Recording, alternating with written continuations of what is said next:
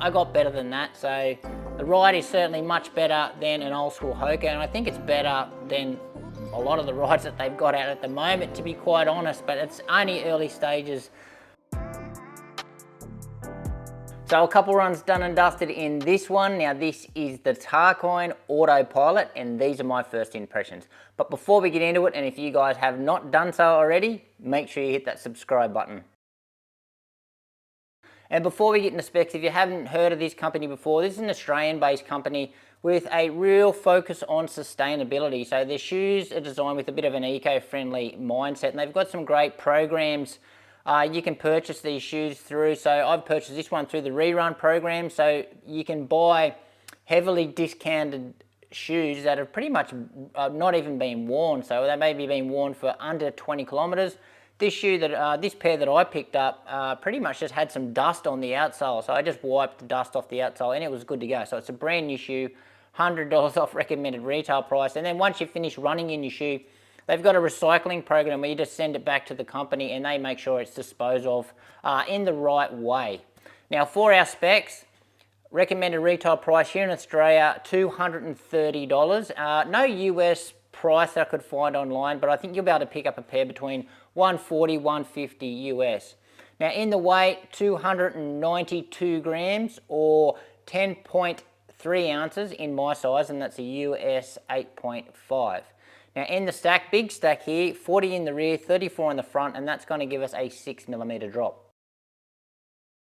And in the upper, the material that they're using here is a recycled mesh, but this mesh is quite breathable, so pretty impressive there in the breathability department. There is lots of overlays on the shoe though to give this mesh some structure. We've got a pretty built up toe cap as well. Pretty solid heel counter at the back here. And we've got a bit of a, they've got a bit of a wing at the back there, a bit of a wing cut in the back of the heel there, just to stop any Achilles rubbing that you might have. In the padding department though, we've probably got a minimal to probably a medium amount of padding around the heel collar there, and it's probably about the same amount of padding in the tongue as well. The tongue is gusseted, doesn't move anywhere, really like that. I've also got a bit of a pull tab on the back of the shoe, which I haven't had to use. Pretty standard lacing system here, so they just use those regular eyelets. There's no midfoot strap, any cables or anything like that, but what it does not have, they don't have that extra eyelet, so you can't do the runner's knot in this shoe. But saying that, I haven't had to use it because the lockdown in the shoe was excellent. So amazing, no heel slippage, and I got a really good lockdown over the midfoot as well. In the fit, true to size. In the width, it's just perfect, so it's quite accommodating, and I don't really have a wide foot, but I was really impressed just with the overall fit of the shoe, and a good amount of volume as well. Build quality looks, you know, spot on, especially for the price that you're paying. And stepping comfort, it's quite nice as well. And in the outsole, so they've got a good amount of rubber coverage on the bottom of the shoe without it being excessive. So the rubber compound itself is actually quite soft to the touch, so it actually adds to the ride. And what I do love with the rubber placement on the bottom of the shoe, that it is segmented, so it's not restricting the midsole at all. It's just in these little fingers down the shoe, or these pods, and that's obviously still going to let this midsole splay and do its thing. So our rubber coverage is pretty much just in the forefoot here, up on the front. Lots of exposed foam through the middle, and lots of it in the highwear areas at the back here. We've got a bit of a channel or a bit of a groove through the middle of the shoe, probably to add a little bit of bounce to the shoe and also save a little bit of weight.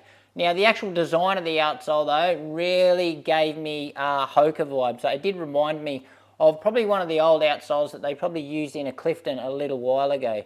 But performance wise, grip in the dry, excellent. I haven't really had a chance to run at it in the wet. I ran through a couple of puddles, but I couldn't get much out of that.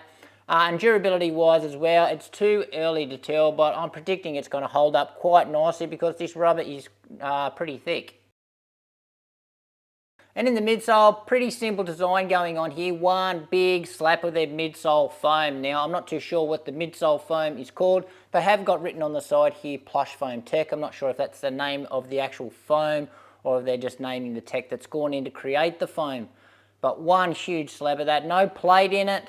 So rigidity wise, it's got a bit of flex to it, which I really like. It's pretty stiff though, left and right, so it's quite a stable shoe as well. In the geometry department, we have got a bit of a later stage forefoot rocker, but it's not overly aggressive, so you can stand around in this one and you won't feel like you're tipping forward, but when you are running, you certainly won't get any slappiness in the ride. And in the ride, so the first word that is coming to mind here is smooth. So surprisingly smooth. I didn't expect this shoe to be that smooth, especially just picking up in the hand, checking out the design of it. Yeah, it doesn't come across it's going to be that smooth, but it is. So also, it's nice and soft as well, softer than I expected, but it's not a mushy and a really shoe that you sink right into, so it's not sloppy at all, and it's not overly bouncy. It's just right. I'd really, really like what they've got going here. Nice big stack of this soft foam. You sink into it a little bit, and then as you roll through your foot strike, it's just got this little bit of pop to it. So it's not a responsive pop, and it's not an explosive bounce. It's just something, just this tiny little bit of magic that just helps you just get through the foot strike and onto the neck. So yeah, it's quite nice what they've got going on here. Pretty stable as well, not getting any instability in the shoe whatsoever. It's certainly comfortable, that's for sure. It's certainly, you forget that you're wearing the shoe, sort of just melts away on the foot, and I really get why they've called it the autopilot, because yep, you just pretty much forget that you're wearing the shoe and the legs just tick over. And what I'm liking in this shoe so far is certainly the price. So at $230 for what you get, absolutely amazing. And even if you get it at $130 on the rerun program, even better. I like the fit of the shoe. For me, it fits my foot perfectly. I love the breathability of the mesh, and I like the buttery smooth ride.